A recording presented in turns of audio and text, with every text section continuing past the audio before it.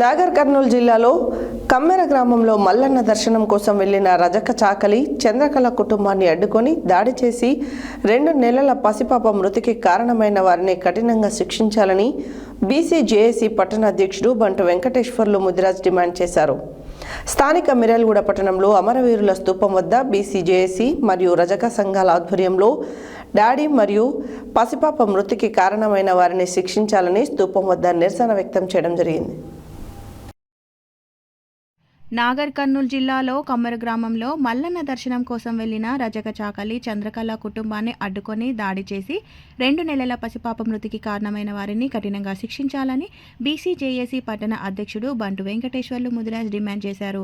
స్థానిక మిర్యాలగూడ పట్టణంలో అమరవీరుల స్తూపం వద్ద బీసీ జేఏసీ మరియు రజక సంఘాల ఆధ్వర్యంలో దాడి మరియు పసిపాప మృతికి కారణమైన వారిని శిక్షించాలని స్తూపం వద్ద నిరసన చేయడం జరిగింది. వారు మాట్లాడుతూ రజక కులానికి చంద్రకళ అతని కుమారుడు గణేష్ మల్లన్న దేవుని దర్శనానికి వెళ్తుండగా కొంతమంది అగ్రకులాల వారు అడ్డుకొని చాకలి చంద్రకళ మరియు ఆమె కొడుకు గణేష్ కోడల్ని కూతుర్ని బూతులు తిడుతూ దారుణంగా కొట్టడమే కాకుండా 2 నెలల పసిపాప ఉందని కూడా కనికరం లేకుండా వారి మీద దాడి చేయడంతో తీవ్ర అస్వస్థతో 2 నెలల పసిపాప మృతి చెందిందని వెంటనే దోషులను కఠినంగా శిక్షించాలని విజ్ఞప్తి. అలాగే వారి కుటుంబాన్ని రాష్ట్ర ప్రభుత్వం ఆదుకోవాలని డిమాండ్ చేశారు.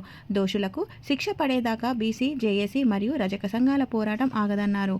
ఈ కార్యక్రమంలో బీసీ సంక్షేమ సంఘం జిల్లా అధ్యక్షులు ఎర్రవెల్లి దుర్గయ్య రజక, బీసీ యువజన సంఘం జిల్లా నాయకులు కుమ్మరికుంట్ల సుధాకర్ రజక, బీసీ యువజన నాయకులు ఎస్పీ నాయుడు, తుపాకుల తుక్కారం, వెంకన్న, సైదులు, నారాయణ, బాలరాజు, యాదగిరి, దోమలపల్లి నవీన్, రామ్గౌడ్, శ్రీనివాస్, లవకుమార్, స్వాతి, లావణ్య, త్రివేణి, పార్వతి, గాయత్రి, శ్రీలత తదితరులు పాల్గొన్నారు.